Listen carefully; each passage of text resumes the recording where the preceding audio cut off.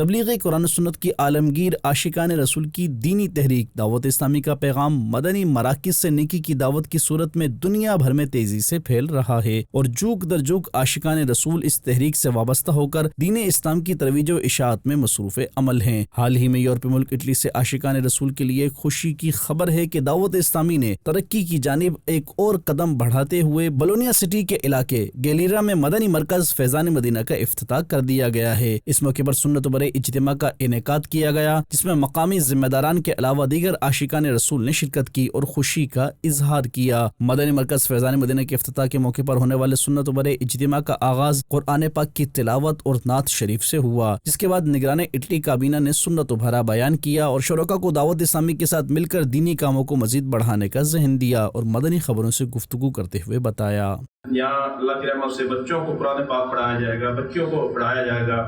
ہفتہ وار سنت و برے اجتماعات ہوں گے، اسلامی بہنوں کے الحمدللہ دینی کام ہوں گے، مدنی قافلے آئیں گے، علم دین عام ہوگا۔ یہ فیضان امیر سنت ہے کہ یورپ کے اندر بھی دن بدن مراکز بڑھتے جا رہے ہیں، فیضان مدینہ بڑھتے جا رہے ہیں۔ نگران اٹلی کابینہ کے بیان کے بعد صلاۃ و سلام اور دعا کا سلسلہ بھی ہوا، جس کے بعد شرکاء نے مدنی خبروں کو تاثرات بھی دیے۔ بڑی بڑی اللہ دی مہربانی ساڈے تے، بڑا اللہ پاک دا یہ کرم ہے